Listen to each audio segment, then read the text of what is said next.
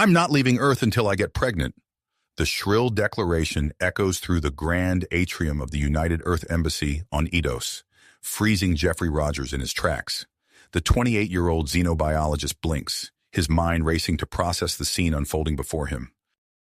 A strikingly beautiful Eidosian female stands mere feet away, her iridescent skin shimmering under the embassy's lights. Her large, captivating eyes lock onto Jeffrey with laser-like focus. Before he can react, she's at his side, latching onto his arm with surprising strength. "You," she says, her voice a mix of determination and excitement. "You will father my child." Jeffrey's mouth opens and closes, words failing him as embassy security rushes to intervene. Chief Marcus Stern, a burly man with a no-nonsense attitude, reaches for the Eidosian. "Ma'am, you need to step away from Dr. Rogers immediately," Stern orders, his hand hovering near his sidearm. The Eidosian tightens her grip on Jeffrey's arm. "No, I won't let go. If I must, I'll follow him back to Earth." Chaos erupts as security attempts to pry her away. Jeffrey winces, caught in the middle of the struggle. Stern barks orders, his team trying to contain the situation without causing an interspecies incident. "Everyone, stand down," a commanding voice cuts through the commotion. Ambassador Elena Chen strides into the atrium, her expression a mask of diplomatic calm. "Chief Stern, release her at once. This is Opal, daughter of High Counselor Zircon." The security team steps back, exchanging uneasy glances. Jeffrey feels the tension in the room shift, the air thick with political implications. Chen turns to Opal, her tone measured. "Miss Opal, perhaps we could discuss this matter more privately?" Opal shakes her head, her grip on Jeffrey unwavering. "There's nothing to discuss. I've made my decision. I will bear a human child, and he will be the father." Jeffrey's scientific mind whirs into action, pushing past his initial shock. "Ambassador," he starts, his voice low. "There's got to be more to this. Why is she so adamant?" Chen's eyes narrow, years of diplomatic experience evident in her cautious response. "Dr. Rogers, it seems we've stumbled upon a cultural misunderstanding. Opal's actions stem from a deep-seated Eidosian belief. They think interspecies breeding will unlock evolutionary advancements." The implications hit Jeffrey like a graviton pulse. "You mean, this isn't just about Opal? There's a larger agenda?" Chen nods grimly. "I fear we've uncovered a hidden facet of Eidosian society, a desire to acquire human genetic material. This complicates things significantly." As if on cue, Jeffrey's comm unit buzzes. A news alert flashes across the screen. "Breaking. Eidosian elite seeks human mate. Interspecies tension rises." Chen's face pales. "This is spreading faster than we can contain it. Dr. Rogers, I'm afraid I must ask you to play along, at least temporarily. We can't risk a diplomatic crisis." Jeffrey feels the weight of responsibility settle on his shoulders. His gaze shifts to Opal, still clinging to his arm. Despite the absurdity of the situation, he can't help but notice her alien beauty, the way her skin seems to pulse with inner light. He takes a deep breath, steeling himself for what's to come. "What do you need me to do, Ambassador?" Chen's relief is palpable. "Escort Opal to Earth. Keep her entertained. But under no circumstances are you to actually, well, you understand. We'll work on a diplomatic solution in the meantime." As Jeffrey nods his agreement, unaware of the political powder keg he's about to ignite, a separate drama unfolds millions of miles away. On Earth, Victor Kane, leader of a human supremacist group, watches the news with growing interest. His charismatic voice fills a dimly lit room. "Brothers and sisters, the time has come. We cannot allow our pure human bloodline to be tainted by alien influence. We must act." Back on Eidos, Jeffrey leads Opal towards the embassy's spaceport, her hand still firmly grasping his arm. As they walk, he can't help but wonder how he'll manage to resist her determined advances, and what consequences their journey to Earth might bring. The stage is set for a collision of cultures, a test of diplomacy, and a very personal challenge for one unprepared xenobiologist. As Jeffrey and Opal prepare to depart for Earth, the future of human Eidosian relations hangs in the balance. with unforeseen ripples spreading across the galaxy. As Jeffrey and Opal approached the embassy's spaceport, the reality of their impending journey began to sink in.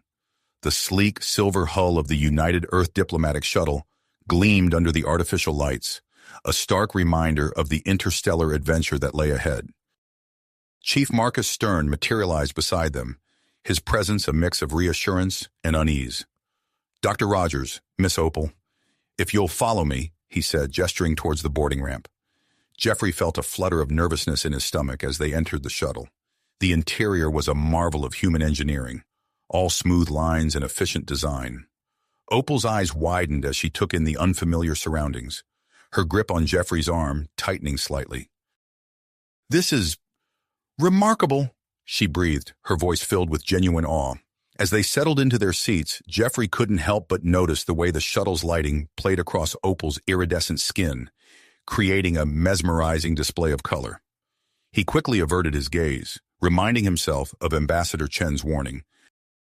The journey to Earth stretched over several days, each passing hour a test of Jeffrey's commitment. Opal's curiosity about human culture was insatiable, her questions ranging from the mundane to the deeply philosophical. Despite his best efforts to maintain a professional distance, Jeffrey found himself drawn into lengthy discussions about the nature of humanity, the intricacies of Earth's ecosystems, and the vast differences between their two species. "Tell me, Jeffrey," Opal asked on the second day, her large eyes fixed on him intently, "do humans truly believe they are alone in the universe, even after encountering species like mine?" Jeffrey pondered the question, aware of Chief Stern's watchful gaze from across the cabin. "It's complex," he replied carefully. "Many humans are excited by the prospect of alien life, while others find it threatening. We're still adapting to the idea that we're part of a larger galactic community." Opal nodded, her expression thoughtful. "And what about you, Jeffrey? How do you feel about aliens?" The question hung in the air, loaded with implications. Jeffrey felt a bead of sweat form on his brow as he formulated a response. "As a xenobiologist, I find alien life fascinating. There's so much we can learn from each other." Opal's hand brushed against his, sending a jolt of electricity through his body. "I couldn't agree more," she said softly. Chief Stern cleared his throat loudly, breaking the moment. "Dr. Rogers, a word?" he called, motioning Jeffrey to join him in the shuttle's small galley. Once they were out of earshot, Stern's expression hardened. "Doctor, I hope you remember Ambassador Chen's instructions. We can't afford any complications." Jeffrey nodded, feeling a mix of guilt and frustration. "Of course, Chief. I'm just trying to maintain a cordial relationship while we sort this out." As they approached Earth's orbital station, a sense of anticipation filled the shuttle. Opal pressed her face against the viewport, gasping at the blue-green orb that filled their view. "It's beautiful," she whispered, her voice filled with emotion. "I can see why you humans are so protective of it." The docking procedure went smoothly, and as the airlock hissed open, they were greeted by a tall, slender woman with piercing green eyes and auburn hair pulled back in a tight bun. "Dr. Rogers, I presume," she said, extending her hand.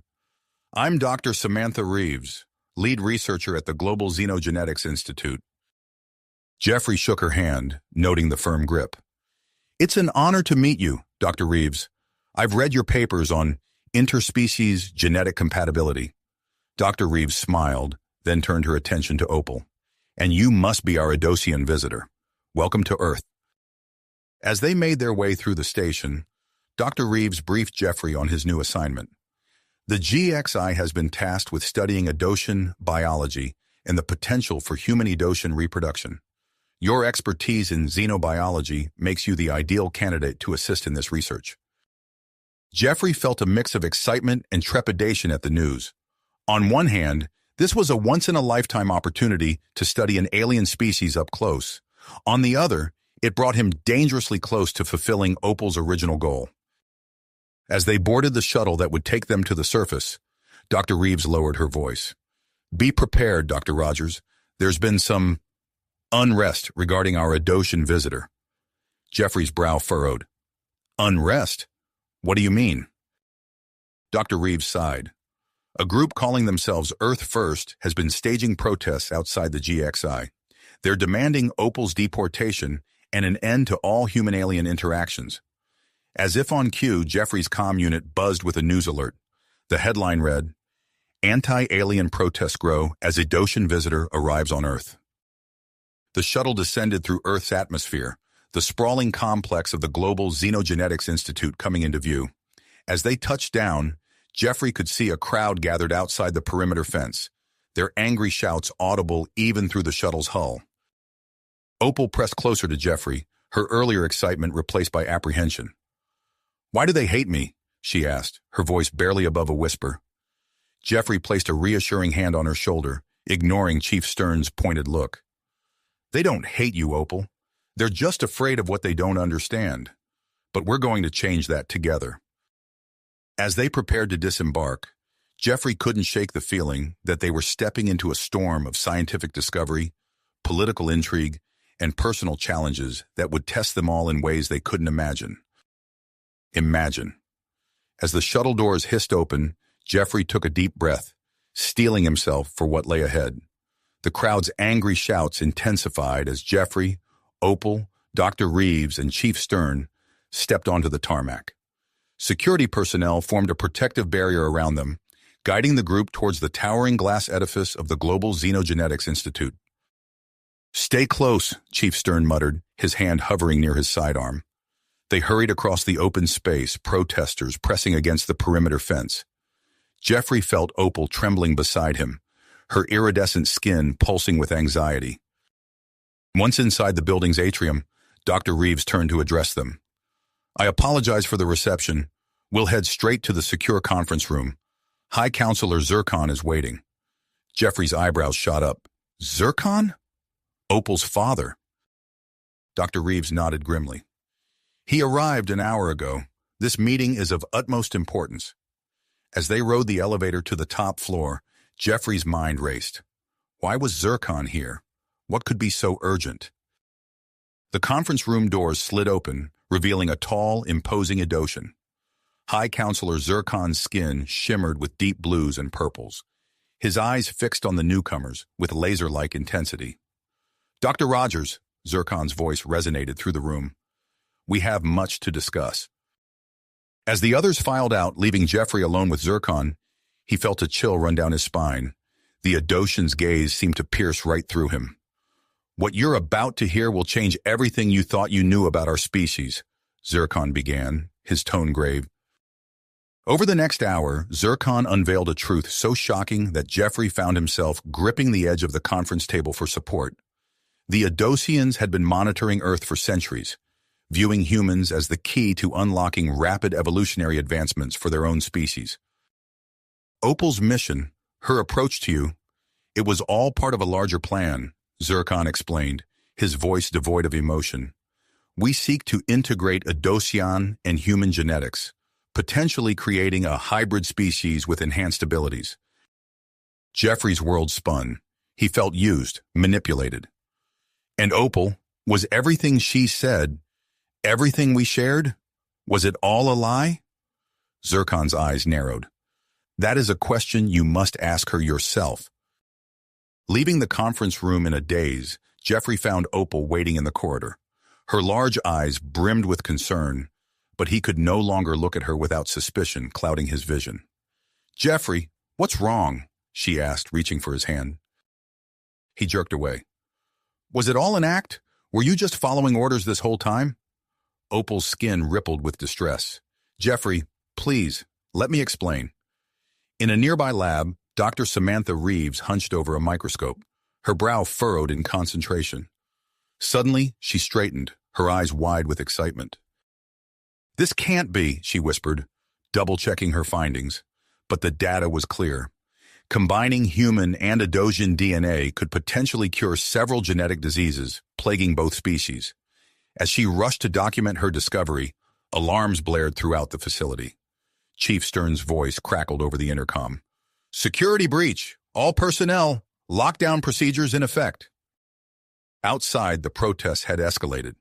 Victor Kane, leader of the Earth First movement, stood atop a makeshift platform, his voice carrying over the roar of the crowd. Brothers and sisters, the time for action is now. We cannot allow these aliens to corrupt our bloodline. As Kane's followers surged forward, attempting to breach the Institute's defenses, chaos erupted. Security forces clashed with protesters, while inside, staff scrambled to secure sensitive areas. In the midst of the pandemonium, Jeffrey found himself separated from Opal. He caught a glimpse of her being whisked away by security personnel, her expression one of fear and desperation. "Opal!" he called out, but his voice was lost in the din. Chief Stern appeared at Jeffrey's side, his face grim. "Dr. Rogers, we need to move you to a secure location. Now." As they navigated the labyrinthine corridors of the Institute, Jeffrey's mind raced. Despite his feelings of betrayal, he couldn't shake his concern for Opal's safety. Meanwhile, in a shadowy corner of the city, Victor Kane received an unexpected transmission.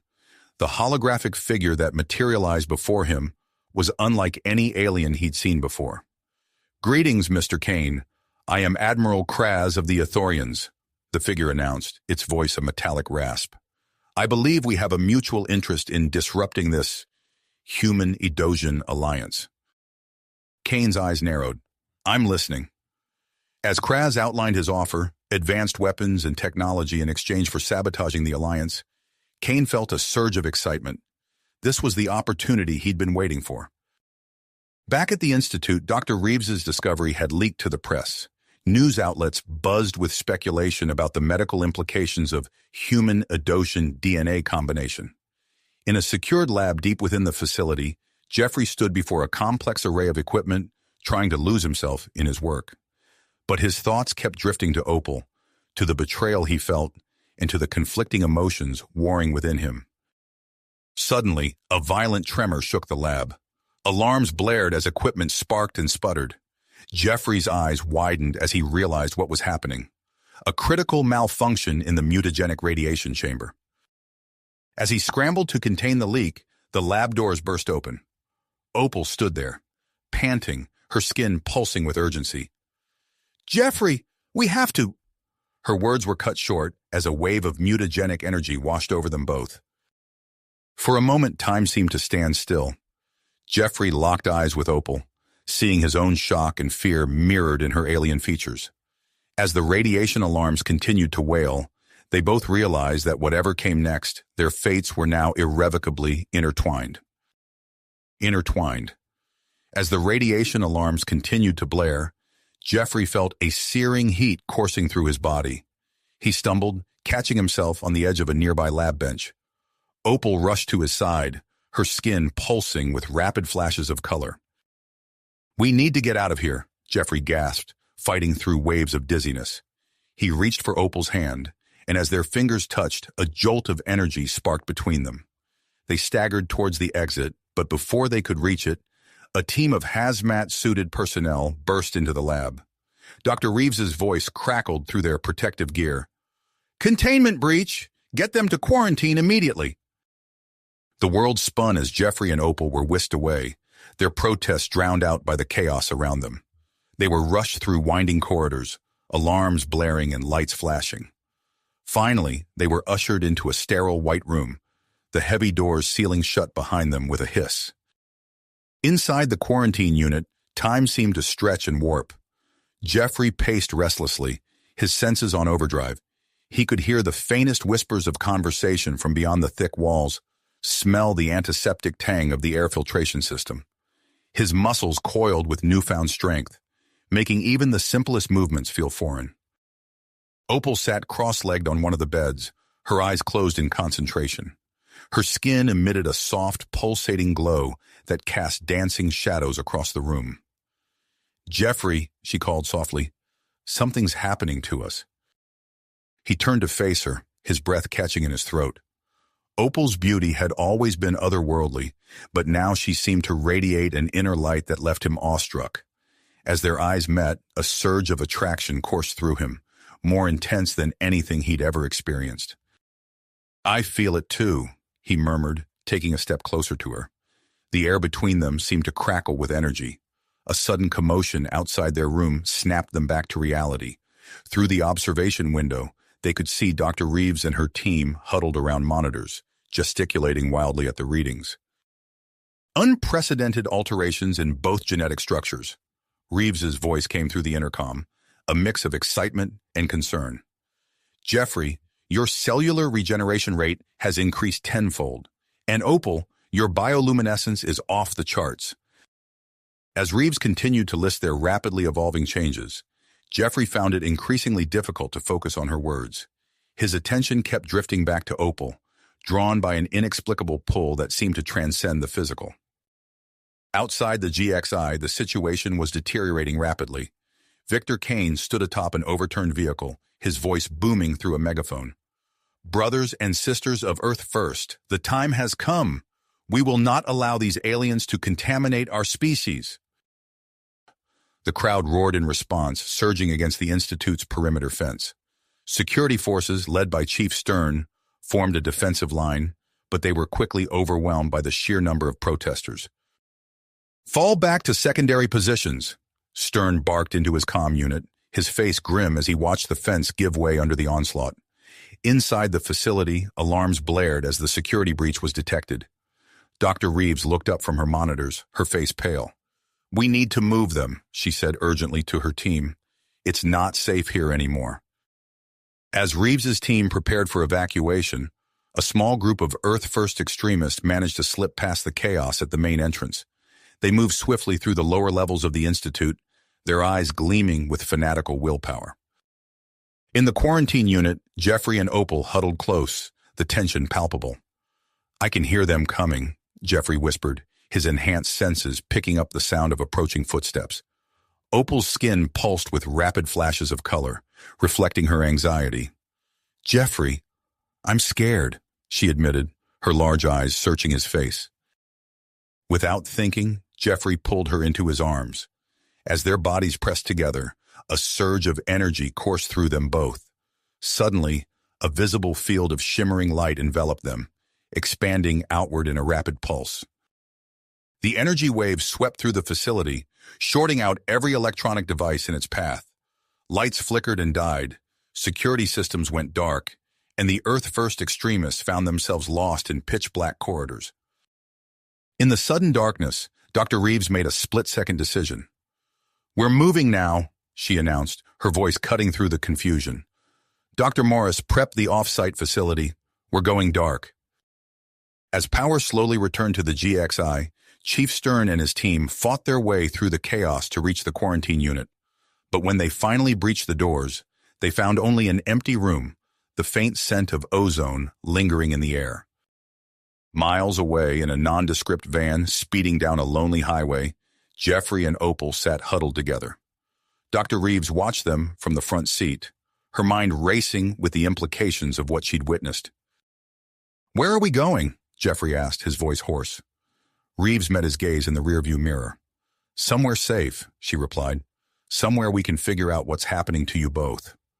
As the van disappeared into the night, none of its occupants noticed the sleek, dark vehicle that detached itself from the shadows to follow them.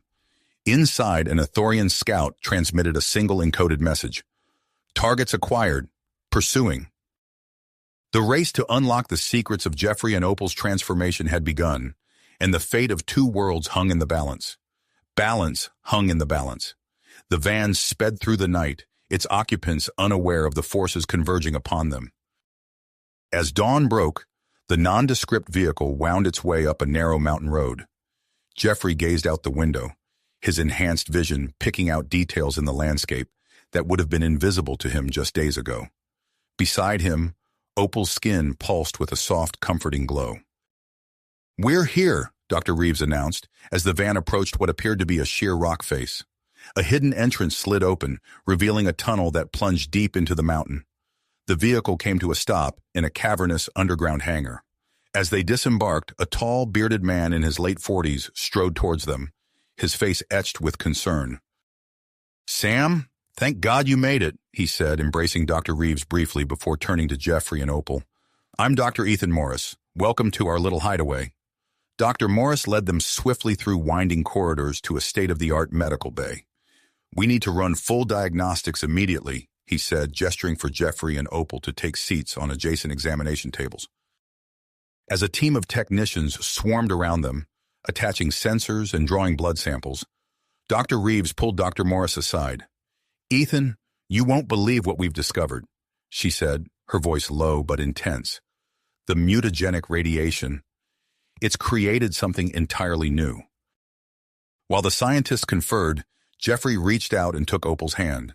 The moment their skin touched, a surge of energy pulsed between them, causing nearby equipment to spark and flicker. "Fascinating," Dr. Morris muttered, watching the readouts on his tablet. "It seems the radiation has formed some kind of hybrid organ in both of them. I've never seen anything like it." Hours passed as the scientists ran test after test. Jeffrey and Opal, exhausted from the ordeal, were finally allowed to rest in a small but comfortable room adjacent to the medical bay. Meanwhile, back at the Global Xenogenetics Institute, chaos reigned. Chief Marcus Stern surveyed the damage from the Earth-first attack. His face hardened in frustration. The facility was in shambles, but that was the least of his worries. "What do you mean they're gone?" he barked into his comm unit. "Find them! I want every agency on high alert. No one rests until Dr. Rogers and the alien are located." As Stern coordinated the search efforts, Victor Kane slipped away from the scene, blending into the dispersing crowd of protesters. Once clear, he ducked into an abandoned building, pulling out a secure communications device. "Brothers and sisters of Earth first," he spoke into the device, his voice low and urgent. "The battle is not over. Our mole inside the Institute has confirmed our worst fears. They're creating hybrids. We must regroup and strike again before it's too late." Across the city, in the sleek, modernist structure of the Athorian's embassy, Admiral Kraz received a coded transmission. His scaled fingers danced across a holographic interface as he decrypted the message. "Excellent," he hissed, a predatory gleam in his multifaceted eyes. "Prepare the retrieval team. We cannot allow the humans to harness this power alone." Back in the secret facility, Jeffrey woke with a start. Something felt different. He raised his hand, marveling at the strange sensation coursing through his body. Across the room, Opal stirred, her skin shimmering with pulses of light. "Jeffrey," she whispered, her eyes wide with wonder. "I can feel everything." Before he could respond, the door slid open, revealing Dr. Reeves and Dr. Morris. Their faces were a mix of excitement and apprehension. "We've made a breakthrough," Dr. Reeves said, her voice trembling slightly. "That hybrid organ, it's not just changing your bodies, it's giving you abilities we never thought possible." Dr. Morris stepped forward, holding a small metallic cube. "Jeffrey, I want you to focus on this object. Try to make it feel lighter." Jeffrey concentrated, extending his hand towards the cube. To his astonishment, the object began to float, rising gently from Dr. Morris's palm. "Incredible," Dr. Morris breathed. "You're manipulating gravitational fields on a localized scale." Opal gasped, her skin flashing with brilliant colors. She raised her own hand, and suddenly, the air around them seemed to shimmer and distort. The cube, along with several other small objects in the room, began to drift aimlessly. "Zero gravity," Dr. Reeves marveled. "Opal, you're creating a zone of weightlessness around you." As the scientists excitedly discussed the implications of these new abilities, Jeffrey and Opal locked eyes. In that moment, they both felt it, a connection that went beyond the physical, a sense that their fates were now inextricably linked. Little did they know that their newfound powers were sending out energy signatures that would soon draw the attention of multiple factions, each with their own agenda. As they began to explore the extent of their abilities, forces were already converging on their hidden sanctuary, setting the stage for a confrontation that would shape the future of human-Edosian relations and perhaps the fate of both species. In the depths of the secret facility, Jeffrey and Opal prepared to face the challenges ahead, unaware of the cosmic journey that awaited them and the profound impact their union would have on the universe itself. The peaceful silence of the hidden facility was shattered by the blaring of alarms. Dr. Reeves burst into Jeffrey and Opal's room, her face etched with urgency. "We need to move now," she commanded, tossing them each a sealed suit. "Put these on. We're evacuating." Jeffrey's enhanced senses picked up the distant sounds of explosions and gunfire. "What's happening?" he asked, quickly donning the suit. "We've been compromised," Dr. Reeves explained as she led them through the corridors at a breakneck pace. "Multiple hostile forces are converging on our location." They reached a massive hangar where a sleek spacecraft stood ready, its engines humming with hardly restrained power. Dr. Morris was at the control panel, fingers flying over the keys as he initiated the launch sequence. "Ethan, what are you doing?" Dr. Reeves called out as they approached. Dr. Morris turned, his expression grim but determined. "I'm staying behind to buy you time. Get them to safety, Sam. The fate of both our species might depend on it." Before anyone could protest, the facility rocked with another explosion, closer this time. Dr. Morris slammed his hand on a large red button, and massive hangar doors began to close. "Go!" he shouted, sealing himself off from them. Dr. Reeves ushered Jeffrey and Opal into the spacecraft, taking the pilot's seat. "Strap in," she ordered, her voice tight with tension. As the engines roared to life, Jeffrey glimpsed multiple groups converging on the hangar through the closing doors. He recognized Chief Stern leading a task force, and his blood ran cold at the sight of Victor Kane among another group of armed individuals. But it was the third group that sent a chill down his spine. Ithorian soldiers, their alien forms unmistakable even at a distance. The spacecraft, which Dr. Reeves referred to as Stellar Horizon, lifted off just as the hangar doors sealed shut. They felt the vibrations of impacts against the doors as they ascended rapidly through a concealed opening in the mountain. As they broke through Earth's atmosphere, Jeffrey and Opal found themselves struggling with the sudden onset of zero gravity.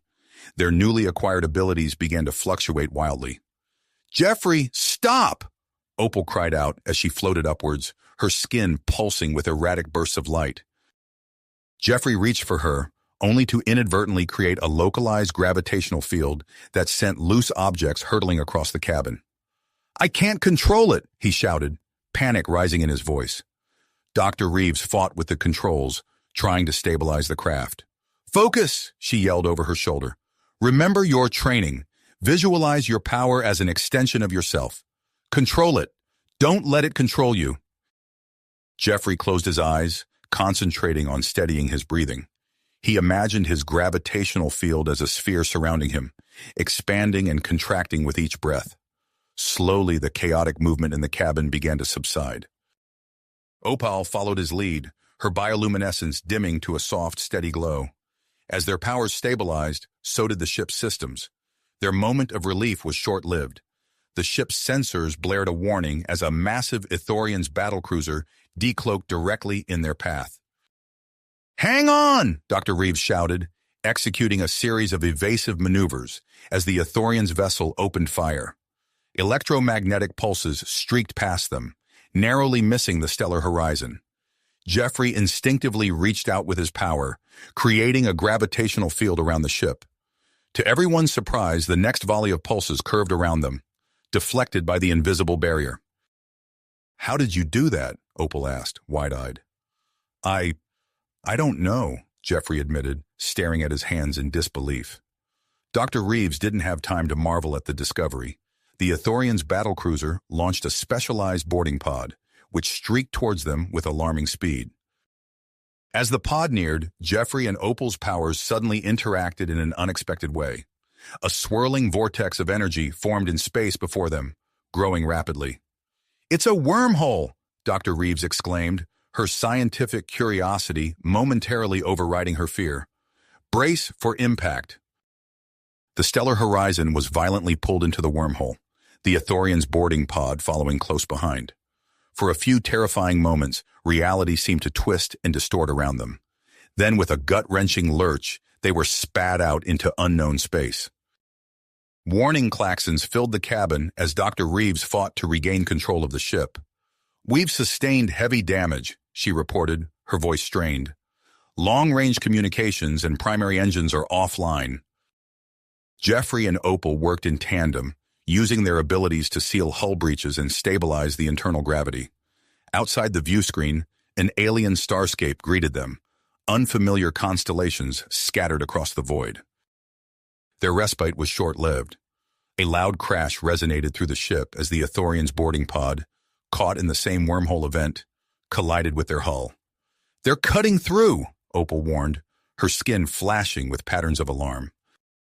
Dr. Reeves's fingers flew over the console, bringing up a scan of nearby space. "There's a habitable planet within range of our auxiliary thrusters," she announced. "It's our only option."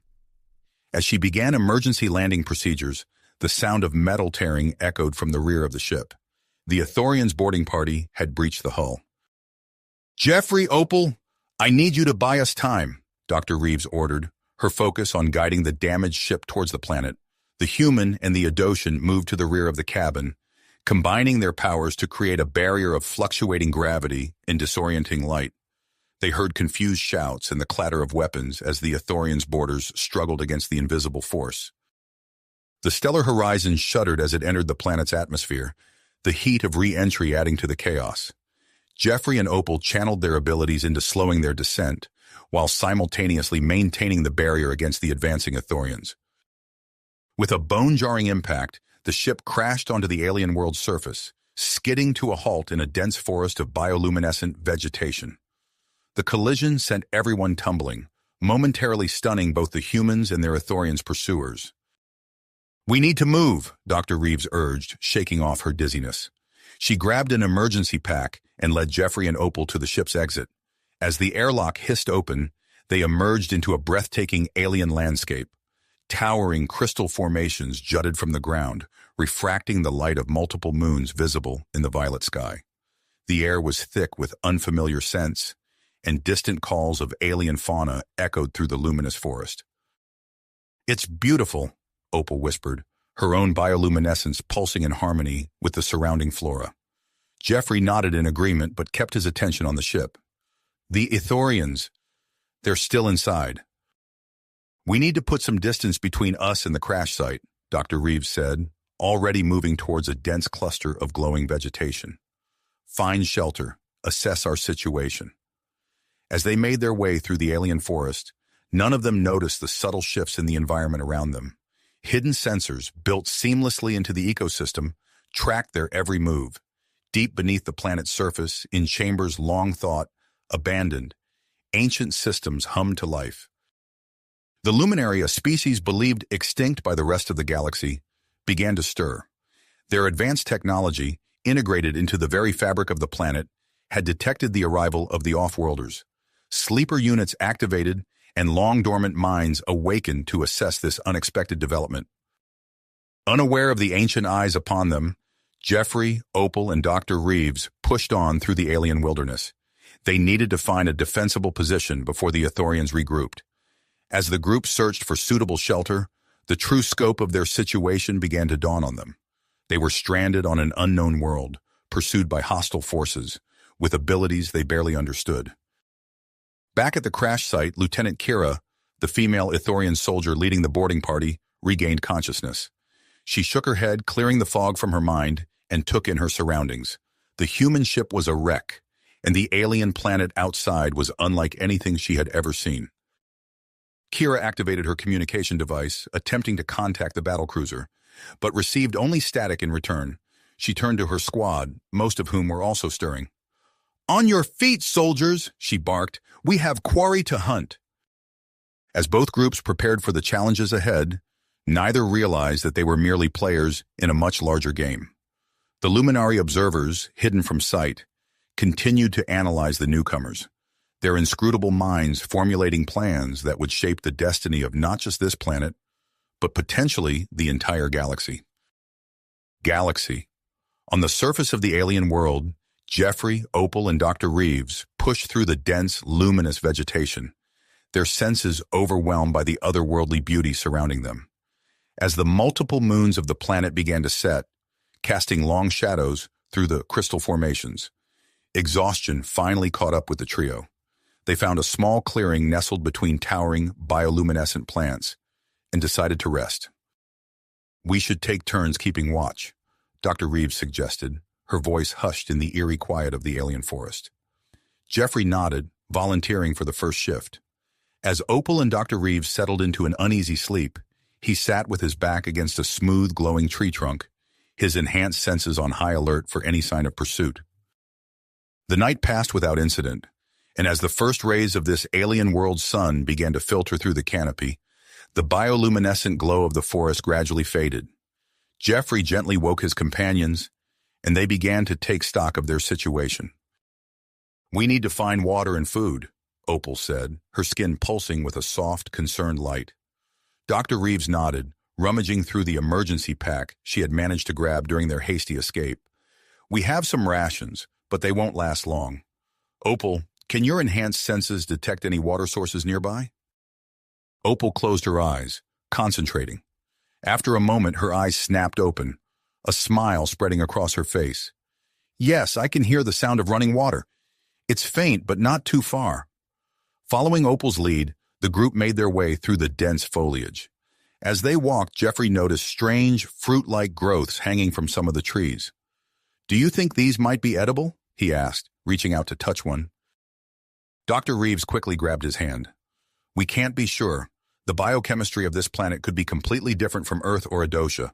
We'll need to run some tests first." After a short trek, they emerged into a clearing where a crystal-clear stream flowed over rocks that seemed to shimmer with an inner light. The group eagerly refilled their water containers and washed the grime of their crash landing from their faces.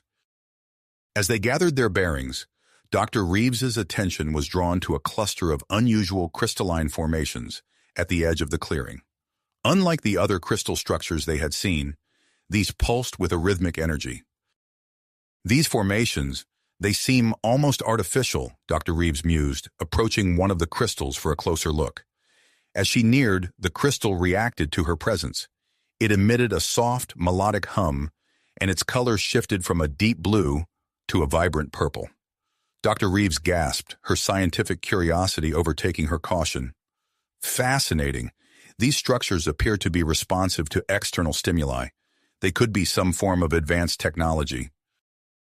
While Dr. Reeves examined the crystals, Jeffrey and Opal worked together to gather some of the fruit-like vegetation they had spotted earlier. As they reached for a particularly high cluster, Jeffrey felt a surge of power coursing through him. Without conscious effort, he created a localized low-gravity field, allowing Opal to float up and easily pluck the fruits.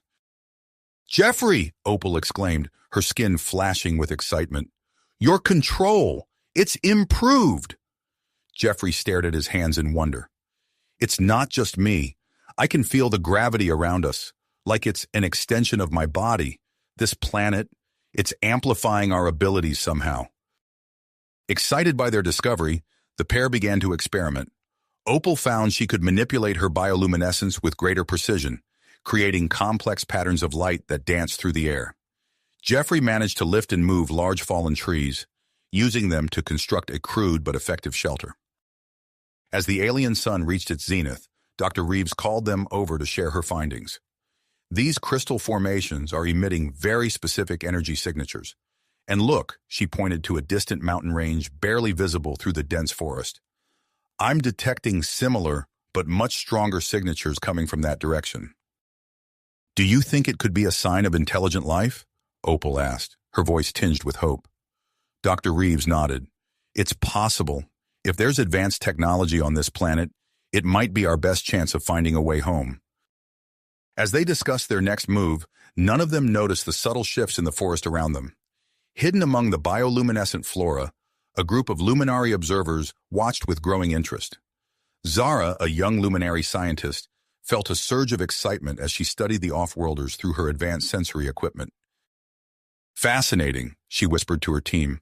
"Their abilities, they're unlike anything in our records, and they seem to be adapting to our world's energy field at an astonishing rate." As night fell, the forest came alive with a dazzling display of bioluminescence. Creatures that had been invisible during the day emerged, their bodies adorned with patterns of living light. The group found themselves momentarily transfixed by the alien beauty surrounding them. Their awe was short-lived. A series of muffled sounds from the underbrush snapped them back to alertness. Jeffrey's enhanced hearing picked up the unmistakable click of weapons being primed. "We've got company," he warned, his body tensing for action. Before they could react, a bone-chilling roar split the air. From the darkness emerged a massive, six-legged reptilian beast, its scales pulsing with angry red light. The creature charged not at Jeffrey's group, but at a point just beyond them in the forest. Screams and weapons fire erupted as the beast collided with an unseen force. In the chaos, a familiar figure was thrown clear of the battle. Lieutenant Kira, the Ithorian soldier who had led the boarding party on the stellar horizon. Jeffrey and Opal locked eyes, a silent understanding passing between them. Without hesitation, they sprang into action. Opal created a zero-gravity field around the rampaging beast, while Jeffrey focused on increasing its perceived weight. The creature, suddenly finding itself both weightless and impossibly heavy, thrashed in confusion. Dr. Reeves rushed to the injured Kira, her medical training taking over. "She's badly hurt," she called out. "We need to get her to safety." As Jeffrey and Opal maintained their hold on the beast, Dr. Reeves dragged Kira towards their shelter. The sounds of battle faded as the remaining Ithorian soldiers retreated into the forest, leaving their wounded commander behind. In the relative safety of their makeshift camp, Dr. Reeves worked to stabilize Kira's condition. The Ithorian soldier drifted in and out of consciousness, her alien features contorted in pain. When Kira finally regained full awareness, she found herself surrounded by those she had been hunting. Her hand instinctively went to her side, searching for a weapon that was no longer there. "Easy," Dr. Reeves said, her voice calm but firm. "We're not going to hurt you. We saved your life." Kira's eyes darted from face to face, confusion and suspicion warring in her expression. "Why?" she managed to croak out. Jeffrey stepped forward, his voice steady. "Because it was the right thing to do. We're all stranded on this planet. Maybe it's time we started working together instead of fighting each other." Kira was silent for a long moment, weighing her options. Finally, she gave a small nod. "A temporary alliance," she said, her voice gaining strength. "Until we find a way off this world." As the group settled in for the night, the forest around them hummed with an unnatural energy. Hidden from sight, Zara and her Luminari team prepared to make their presence known. The off-worlders had proven themselves worthy of contact, and the dawn would bring new challenges and revelations for all involved. In the dark hours before sunrise, Jeffrey found himself unable to sleep. He sat at the entrance of their shelter, his gaze alternating between the star-filled alien sky and Opal's sleeping form. Their shared ordeal had created a bond between them that transcended their different species. As he contemplated their uncertain future, Jeffrey felt a mix of fear and exhilaration. Whatever challenges lay ahead, he knew they would face them together. Together. As this thought crossed his mind, a soft, ethereal glow began to permeate the air around their shelter. Jeffrey blinked, unsure if his eyes were playing tricks on him in the pre-dawn light. The luminescence intensified, coalescing into tall, translucent figures that seemed to materialize from the very air itself. He leapt to his feet, his heart racing. "Everyone, wake up!" he called out, his voice urgent but controlled. Opal, Dr. Reeves, and Lieutenant Kira jolted awake, their eyes widening as they took in the scene before them. The beings stood motionless, their skin translucent and pulsing with an inner light. Their eyes glowed with an otherworldly intelligence that sent shivers down Jeffrey's spine. One of the figures stepped forward, its movements fluid and graceful. When it spoke, the sound seemed to come from everywhere and nowhere at once, somehow perfectly understandable despite its alien nature. "Greetings, off-worlders. I am Zara of the Luminari. We have been observing you since your arrival on our world." Dr. Reeves, ever the diplomat, found her voice first. "We mean you no harm. We're stranded here and—" Zara held up a hand, the gesture somehow both alien and familiar. "We know. Your actions have impressed us. We offer our assistance and invite you to our city." The group exchanged glances, a mix of relief and apprehension on their faces. Even Lieutenant Kira, despite her earlier hostility, seemed to recognize the opportunity this presented. As they gathered their meager belongings, Jeffrey noticed a change in the air around him. The gravitational field he had become attuned to seemed to pulse with new energy. On a whim, he reached out with his mind, attempting to lift a nearby boulder. To his astonishment, the massive rock rose effortlessly into the air. Opal gasped beside him, her skin flickering with excitement. "Jeffrey, look!" She raised her hand and streams of light danced from her fingertips, forming complex three-dimensional patterns in the air. Zara watched their display with evident interest. Your abilities are unique among the species we have encountered. They resonate with the energy of our world in fascinating ways. The journey through the bioluminescent forest was like nothing they had ever experienced. As they walked, Jeffrey and Opal experimented with their enhanced powers, moving fallen trees and creating dazzling light shows that lit up the shadowy undergrowth. Dr. Reeves peppered Zara with questions about Luminari technology and biology, her scientific curiosity overriding any lingering fear. Even Lieutenant Kira seemed to relax, though her military training kept her alert for any potential threats. As they crested a final hill, the Luminari city came into view, and the group fell silent in awe. Crystalline spires rose from the mountain, seamlessly blending with the natural rock formations. Energy pulsed through transparent conduits, powering technology beyond their wildest imaginations. Zara led them to a grand hall where a council of Luminari elders awaited. The leader, an imposing figure named Elder Shion, stepped forward to address them. Welcome to our sanctuary. For millennia, we have hidden ourselves away, fearing the consequences of sharing our advanced technology with the galaxy. Your arrival presents us with a dilemma. Dr. Reeves seized the opportunity. We desperately need to repair our ship, the Stellar Horizon. With your technology, we could... Elder Zion raised a hand, silencing her. Such a decision cannot be made lightly. We must deliberate. As the council debated, Luminari scientists approached Jeffrey and Opal, their eyes alight with curiosity. We would like to study your hybrid physiology, one of them said. In exchange, we offer our assistance. While Jeffrey and Opal underwent non-invasive examinations, Dr. Reeves found herself working alongside Luminari engineers, adapting their power sources to the Stellar Horizon systems. Her excitement grew as she realized the potential applications of this technology. During a break in the examinations, Jeffrey overheard Dr. Reeves talking excitedly about something called the Graviton Nexus. Before he could inquire further, an alarm sounded throughout the city. Zara rushed into the room, her usual calm demeanor replaced by urgency. Ithorian's forces approach. They've triggered our defense systems, but they're making progress through the gravitational maze. Jeffrey and Opal exchanged a determined look. We can help, Jeffrey said, stepping forward. Our powers, they're stronger here. We can defend the city. Elder Zion appeared, his face grave. We cannot ask this of you. Opal's skin pulsed with determination. You're not asking, we're offering. After a moment's hesitation, Elder Zion nodded. Very well, our exosuits will amplify your abilities. Prepare yourselves. As Jeffrey and Opal donned the shimmering Luminari exosuits, Dr. Reeves worked feverishly at a communications array. With a triumphant cry, she activated the device, sending a narrowband transmission towards Earth. I've done it, she exclaimed. With luck, Ambassador Chen will receive our message. But there was no time to celebrate. Jeffrey and Opal made their way to the city's crystalline walls, their enhanced senses picking up the approaching Ithorian's forces. Commander Vex's voice carried on the wind, barking orders to his troops. As the first Ithorian soldiers emerged from the forest, weapons raised, Jeffrey and Opal stood ready. The exosuits hummed with power, gravitational energy coalescing around their hands. They shared a quick glance, their bond stronger than ever in the face of this new challenge.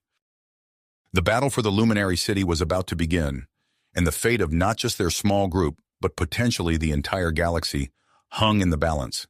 Balance hung in the balance. As the first rays of dawn broke over the horizon, Jeffrey and Opal stood at the forefront of the Luminari city's defenses, their exosuits humming with power. The Ithorians' forces emerged from the forest like a tide of metal and weaponry. Commander Vex's voice carried across the battlefield, his orders sharp and unyielding.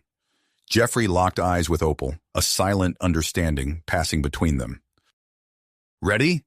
He asked, his voice steady despite the adrenaline coursing through his veins. Opal's skin pulsed with perseverance. Let's show them what we can do. As the first wave of Ithorian soldiers charged forward, Jeffrey and Opal sprang into action. Jeffrey extended his hands, focusing his enhanced gravitational powers. The air seemed to warp and twist around him as he created a localized gravity well directly in the path of the oncoming troops. Ithorian's soldiers stumbled and fell, their movements slowed to a crawl as they struggled against the increased gravitational pull. Opal capitalized on their disorientation, her hands weaving intricate patterns in the air. Beams of light erupted from her fingertips, coalescing into a shimmering barrier that deflected the energy weapon's fire from those Ithorians who remained on their feet. Commander Vex, his face contorted with rage, bellowed orders to his troops. "Deploy the battle mechs! Crush their defenses!" The ground shook as massive, bipedal war machines stomped into view. Their metallic frames bristled with weapons, and their optical sensors locked onto Jeffrey and Opal. Inside the city, Dr. Reeves and Lieutenant Kira worked feverishly at a control panel, their earlier animosity forgotten in the face of a common threat. Kira's military expertise combined with Reeves's scientific knowledge as they integrated Ithorian's shielding technology into the Luminari's energy grid. "If we can harmonize the frequency of their shields with the Luminari power source," Dr. Reeves muttered, her fingers flying over the alien controls, "we might be able to create a more robust defensive barrier." Kira nodded, her eyes scanning readouts she was only beginning to understand. The Ithorian shields are designed to adapt to energy weapons. If we can leverage that adaptability, a sudden surge of power coursed through the system as their modifications took effect. Outside, a shimmering dome of energy expanded over the city, its surface rippling with patterns of light that mirrored the bioluminescent forest beyond. On the battlefield, Jeffrey and Opal found themselves hard-pressed by the Ithorians' battle mechs. The massive machines seemed to shrug off their gravitational attacks, their heavy frames designed to operate in varying gravity conditions. Jeffrey gritted his teeth, sweat beading on his forehead as he strained against the limits of his abilities. "Opal, we need to coordinate our attacks." Opal nodded, her skin flickering with exertion. As one of the mechs raised its arm to fire, she created a prism of light in its path, refracting the energy beam. Simultaneously, Jeffrey generated a gravity well beneath the mech's feet, throwing off its balance. The combined assault sent the war machine toppling, its systems crackling with energy discharges. But for every mech they managed to disable, two more seemed to take its place. Just as the tide of battle seemed to be turning against them, the very ground beneath their feet began to tremble. Massive crystalline structures throughout the region pulsed with energy, and waves of gravitational distortion rolled across the battlefield. Elder Scion's voice echoed in their minds, transmitted through their exosuits. "We have activated the planet's ancient defense network. Use its power wisely." The effect on the Ithorians' forces was immediate and dramatic. Their energy weapons sputtered and died, and even the mighty battle mechs struggled to maintain their footing in the fluctuating gravitational fields. Seizing the opportunity, Jeffrey and Opal pushed their abilities to new limits. Their powers seemed to resonate with the planet's defenses, amplifying their effects. As they worked in perfect synchronization, a strange sensation overtook them both. Jeffrey felt as if his consciousness had expanded, encompassing not just his own body, but Opal's as well.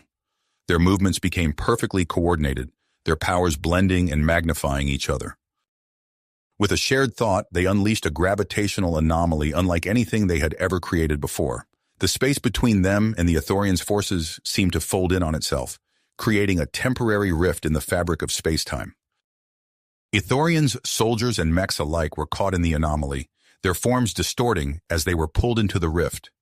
As quickly as it had formed, the anomaly collapsed in on itself, leaving behind a field of incapacitated Ithorians' troops.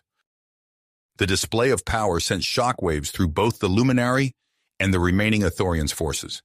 Commander Vex, his face pale with shock, barked orders for a retreat.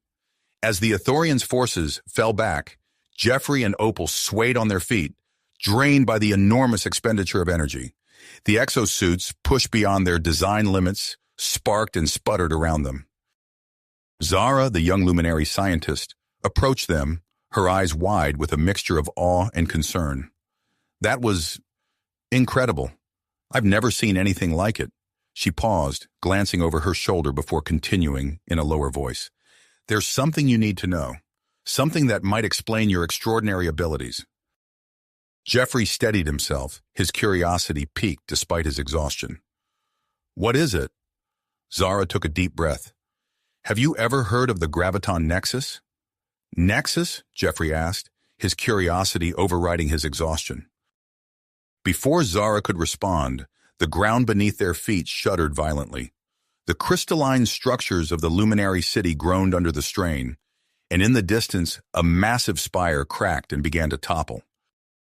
Elder Xian's voice rang out, urgent and commanding. The battle has destabilized the planet's core. We must act quickly. Dr. Reeves rushed over, her face pale with concern. What's happening? The Elder's eyes were grave as he explained. The Graviton Nexus, hidden deep within our mountains, is our only hope. It's a device capable of stabilizing the core, but it requires an enormous amount of energy and precise gravitational control. Zara's eyes lit up with sudden inspiration. Jeffrey, Opal, your hybrid physiology might be the key. Combined with our technology, you could provide the control needed to operate the Nexus. Opal's skin flickered with a mix of excitement and apprehension. But we've never done anything on that scale before. It's risky, Zara admitted, her voice low. The strain on your bodies could be immense, but it's our only viable option. Another tremor rocked the city, more violent than the last. Massive crystals erupted from the ground, shattering pathways and destabilizing buildings. Chaos erupted as Luminari citizens fled for safety. Dr. Reeves sprang into action, her scientific mind already racing. We need to prepare the stellar horizon for a potential evacuation. I'll work with your engineers to reinforce its systems. Lieutenant Kira, her military training kicking in, stepped forward. I can lead us through this mess. My combat experience should help navigate the terrain. Elder Sion nodded gravely. Time is of the essence. We must reach the Graviton Nexus facility immediately. As they prepared to depart, Jeffrey caught sight of movement in the forest beyond the city. Commander Vex and his remaining forces were regrouping, their intentions clear even from a distance. We've got company, Jeffrey warned, pointing towards the Ithorians. Kira's eyes narrowed as she assessed the situation. They must have intercepted our communications. They're after the Nexus. The group set off at a brisk pace, with Kira in the lead. The lieutenant's Ithorian's combat training proved invaluable as she guided them through the treacherous landscape. Massive crystal formations continued to erupt around them, creating a constantly shifting maze of glittering obstacles. Opal used her light manipulation abilities to illuminate safe passages through the darkness, while Jeffrey employed his gravitational powers to clear their path of debris. With each challenge, their abilities seemed to grow stronger, more in sync. As they neared the mountain facility housing the Nexus, pockets of intense gravitational fluctuations began to appear. Opal created shimmering bridges of light across areas where the ground had become too unstable to walk on. Jeffrey manipulated the weight of falling crystal shards, turning deadly projectiles into harmless motes floating in the air. The strain of constant power use was evident on both their faces, but there was also a new confidence in their movements. Their bodies were adapting, pushing past limitations they never knew they had. Finally, they reached the entrance to the Graviton Nexus chamber. The massive doors slid open with a resonant hum, revealing a sight that took their breath away. Suspended in the center of the vast chamber was a colossal crystal, pulsating with energy. Webs of shimmering force fields crisscrossed the space around it, creating a mesmerizing dance of light and power. Elder Xion and Zara rushed to a control panel, their fingers flying over the alien interface as they began the activation sequence. Jeffrey! Opal! Zara called. We need you here! As the hybrid couple moved towards the Nexus, a thunderous explosion rocked the chamber.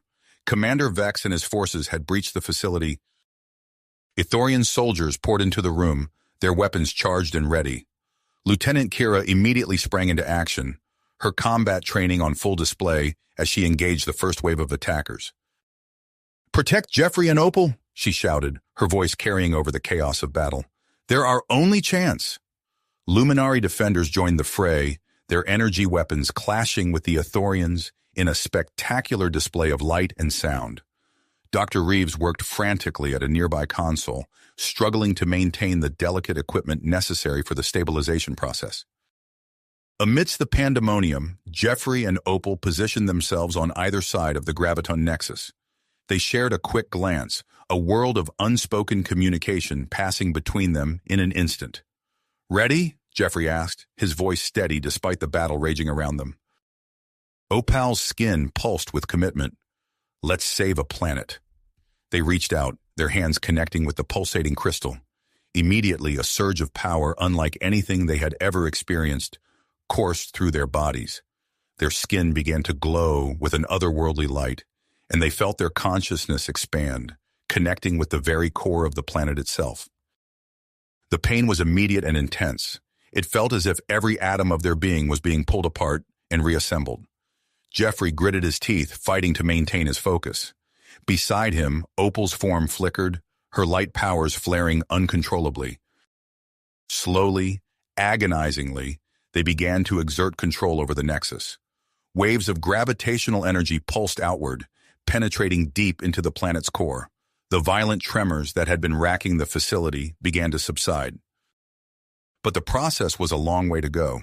As Jeffrey and Opal poured more of themselves into the Nexus, their bodies began to phase in and out of normal space-time. It was as if they were becoming one with the artifact, their hybrid physiology allowing them to connect on a level never before possible.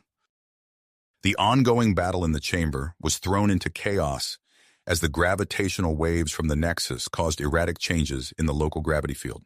Combatants on both sides found themselves suddenly weightless or crushed to the floor as the forces fluctuated wildly. Commander Vex, his face contorted with rage and desperation, fought his way through the melee towards Jeffrey and Opal. "Stop them!" he roared, his voice barely audible over the din of battle. "The Nexus must be ours!" Lieutenant Kira intercepted him, her eyes blazing with dedication. "Not on my watch," she growled, engaging the Athorian's commander in close combat. Their duel was like nothing anyone had ever seen. One moment they were grappling on the ground, the next they were floating in midair, their movements a deadly dance adapted to the constantly shifting gravity. Dr. Reeves and Zara worked feverishly at the control panel, their faces etched with concern as they monitored Jeffrey and Opal's life signs. "Their fusion with the Nexus is accelerating," Zara shouted. "If we don't find a way to safely disconnect them soon, we might lose them forever." Elder Scion, who had been coordinating the Luminari defenders, turned to the Nexus. His ancient eyes took in the scene. Jeffrey and Opal's glowing forms, the waves of power emanating from the artifact, the desperate battle raging around them. In that moment, he made a decision. With a grace that belied his age, the elder strode purposefully towards the Nexus. "What we do now," he said, his voice carrying a weight of millennia, "we do for the future of all." Before anyone could stop him, Elder Zion stepped into the energy field surrounding Jeffrey and Opal. His body began to glow as he added his own life force to the mix, channeling the Nexus's power in ways only he understood. The effect was immediate. The stabilization process accelerated, the violent tremors subsided more quickly. But the cost was clear. The Elder's form began to fade, his energy merging with the Nexus. As the planet's core finally began to settle, a new challenge arose. Jeffrey and Opal remained locked in connection with the Nexus, their bodies barely corporeal. The battle between Kira and Vex reached a fever pitch, their conflict a microcosm of the larger struggle for the fate of the planet. With the immediate crisis averted, the team now faced a race against time. They had to find a way to safely extract Jeffrey and Opal from the Nexus, neutralize the remaining Athorian's threat, and deal with the aftermath of the planet-wide cataclysm they had narrowly averted. As Dr. Reeves and Zara redoubled their efforts to free the hybrid couple, the fate of not just two individuals, but possibly the entire galaxy, hung in the balance. The graviton Nexus pulsed with power, a testament to the forces they had unleashed and the challenges that still lay ahead. The graviton Nexus pulsed with energy, its power slowly subsiding as the planet's core stabilized. Dr. Reeves and Zara, their faces etched with willpower, worked feverishly at the control panel. Their fingers flew across the alien interface, adjusting parameters and fine-tuning calculations. "We need to create a containment field," Dr. Reeves said, her voice tight with concentration. "It's the only way to safely extract them." Zara nodded, her eyes never leaving the display. I'm integrating Luminari shielding technology with Ithorian's containment principles. It should work, but we'll need precise calibration. As they worked, Jeffrey and Opal remained suspended in the energy field, their forms flickering between solid and ethereal. The air around them crackled with residual power from the Nexus. Suddenly, Elder Zion collapsed, his life force depleted from channeling the artifact's energy. Luminari medics rushed to his side, their hands glowing with healing energy as they fought to stabilize him. "The containment field is ready," Zara announced, her voice cutting through the tense atmosphere. "Initiating extraction process now." A shimmering bubble of energy enveloped Jeffrey and Opal, slowly separating them from the Nexus's influence. Their bodies began to solidify, the erratic phasing slowing to a gentle pulse. As the field took effect, an unexpected change swept over the hybrid couple. Their skin took on an iridescent quality, shimmering with hues that bridged both Idosian and Luminari physiology. Their eyes glowed with residual energy from the Nexus, casting an otherworldly light. Dr. Reeves gasped, her scientific mind already racing to understand the implications. Their DNA, it's further merged. They've become a more perfect hybrid. Across the chamber, Lieutenant Kira stood over the subdued form of Commander Vex, her chest heaving from the exertion of their battle. Luminari guards moved in, securing the Ithorians' leader with energy restraints. "The remaining Ithorians' forces are surrendering," a Luminari defender reported, lowering his weapon. "Without Vex, they've lost their will to fight." As the immediate threat subsided, Dr. Reeves turned her attention to the data streaming from the Nexus. Her eyes widened as she processed the information. "This is incredible," she breathed. "The energy release. It's created a stable wormhole to Earth's solar system." Zara looked up from the control panel, her expression a mix of awe and concern. "A direct connection to your home? The implications are enormous." The containment field surrounding Jeffrey and Opal began to dissipate, their newly transformed bodies settling gently onto the chamber floor. They stirred, eyes fluttering open to take in their surroundings. Jeffrey sat up first, his gaze immediately seeking out Opal. "Are you okay?" he asked, his voice hoarse. Opal nodded, her iridescent skin pulsing with a soft light. "I feel different, stronger." She raised a hand, watching as the air around it shimmered with gravitational distortions. Dr. Reeves approached the couple, her medical scanner humming as she assessed their condition. "Your control over gravitational fields has increased exponentially," she explained, "but we'll need to run more tests to understand the full extent of the changes." As Jeffrey and Opal got to their feet, their enhanced abilities became immediately apparent. Objects around them shifted subtly in response to their movements, as if the very fabric of space-time bent to their will. Across the chamber, Elder Zion stirred, his eyes opening as the healing energies of the Luminari medics took effect. "The Nexus," he croaked. Is it done?" Zara moved to his side, her face etched with relief. "Yes, Elder, the planet is stable, but there have been complications." The Elder's gaze swept the room, taking in the subdued Ithorians, the transformed hybrids, and the palpable tension in the air. "I see," he said, his voice gaining strength. "We have much to discuss." As if in response to his words, a distant rumble echoed through the facility. Dr. Reeves frowned, consulting her data pad. "That's not seismic activity," she said, her voice tight. "It's ships. A lot of them." Lieutenant Kira's head snapped up, her military training kicking in. "The Ithorians' high command," she said grimly. "They must have sent reinforcements when Vex failed to report in." The room erupted into a flurry of activity. Luminari defenders rushed to secure the facility, while Dr. Reeves and Zara began preparations for potential evacuation through the newly formed wormhole. Amidst the chaos, Jeffrey and Opal stood hand in hand, their transformed bodies a testament to the power they had wielded and the challenges that lay ahead. The wormhole shimmered in the sky above, visible even through the thick walls of the Nexus chamber, a constant reminder of the connection to Earth and the decisions they would soon face. As the distant thunder of approaching Ithorian ships grew louder, Jeffrey squeezed Opal's hand. "Whatever happens," he said, his voice low and intense, "we face it together." Opal nodded, her iridescent skin pulsing in response to her emotions. Together, she agreed, her eyes glowing with tenacity and the residual power of the Nexus. The chamber buzzed with activity as preparations for the coming conflict began in earnest. The newly formed alliance of Luminari, Earth, and Edosian representatives worked side by side, their differences set aside in the face of the looming Ithorians' threat. As they raced against time, the full implications of their transformed world and the challenges that lay ahead were only beginning to unfold. The chamber fell silent as the gravity of their situation sank in. Jeffrey and Opal exchanged a meaningful look, their transformed bodies pulsing with newfound power. In that moment, they reached a decision. "We need to return to Earth," Jeffrey announced, his voice steady despite the chaos around them. "We're in a unique position to bridge the gap between our worlds." Opal nodded, her iridescent skin shimmering. "Our knowledge of the Luminari and our enhanced abilities could be crucial for Earth's defense and diplomacy." Dr. Reeves and Zara quickly grasped the implications of their decision.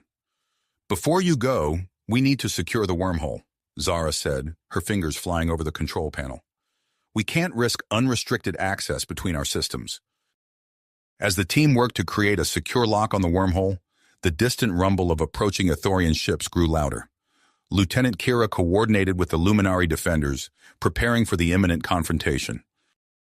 "The stellar horizon is ready for departure," Dr. Reeves announced, her voice tinged with urgency. "We've integrated Luminari tech into its systems. It should be able to withstand the wormhole transit."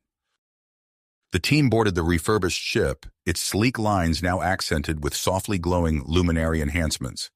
As they strapped in, the facility shook with the force of the Ithorians' fleet emerging from hyperspace. Jeffrey and Opal took their positions at the front of the bridge, their hands intertwined. As the stellar horizon lifted off, they focused their enhanced abilities, creating a massive gravitational distortion that enveloped the Ithorian ships.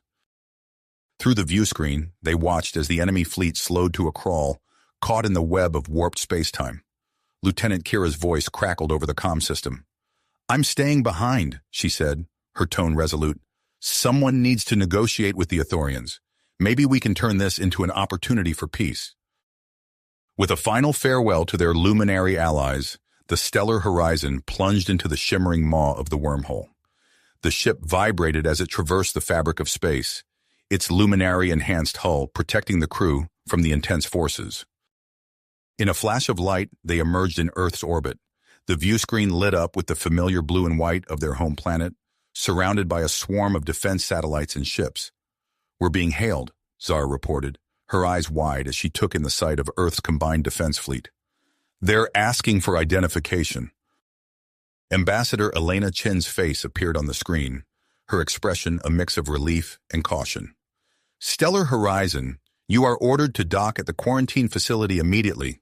Welcome home." As the ship descended through the atmosphere, Jeffrey and Opal watched the landscape rush by, marveling at how alien their homeworld now seemed after their transformative experience. The quarantine facility was a hive of activity as they disembarked. Medical personnel in protective gear ushered them into a sterile room where Ambassador Chen waited behind a transparent barrier. "We have so much to discuss," Chen said, her eyes darting between Jeffrey and Opal's transformed appearances. "But first, we need to ensure you're not carrying any potentially harmful pathogens." Dr. Reeves stepped forward, datapad in hand.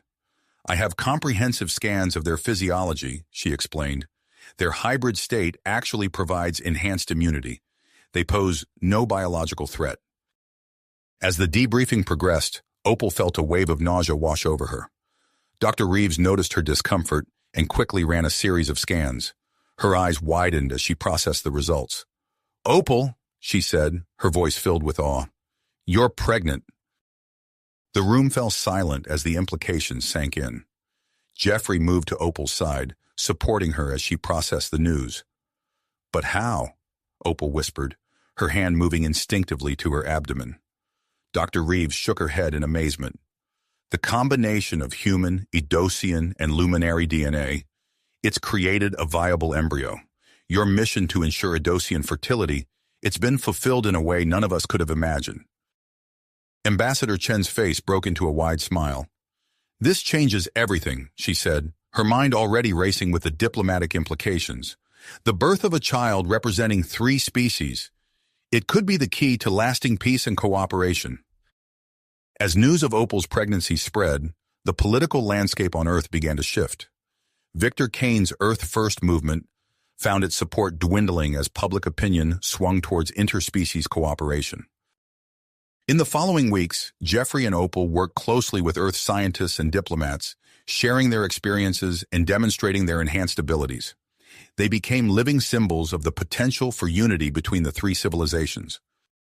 Dr. Reeves threw herself into researching the implications of their hybrid physiology, her eyes alight with excitement at each new discovery. The applications for medicine alone are staggering, she explained during one briefing. We're looking at potential cures for diseases we once thought incurable. As Opal's pregnancy progressed, preparations began for the birth of the first human Edosian Luminari child. The event captured the imagination of billions across all 3 worlds. One evening, as Jeffrey and Opal stood on the balcony of their temporary quarters, watching the sunset over a city buzzing with anticipation, Opal felt a sharp pain in her abdomen. "Jeffrey," she gasped, gripping the railing. "I think it's time." Jeffrey's eyes widened as he realized the moment they had been preparing for had finally arrived. He took her hand, their combined powers creating a soothing gravitational field around them. "Together," he said, his voice filled with love and willpower, "let's welcome our child into this new world we've helped create." As they made their way to the medical facility, the city lights seemed to pulse with excitement, as if the very planet itself was holding its breath in anticipation of the new life about to enter the world. You have reached the end of the story. If you enjoyed this story and want to support us, please leave a like and subscribe to our channel, and for every comment that says 88, I will heart every single one of them. Thank you for your time.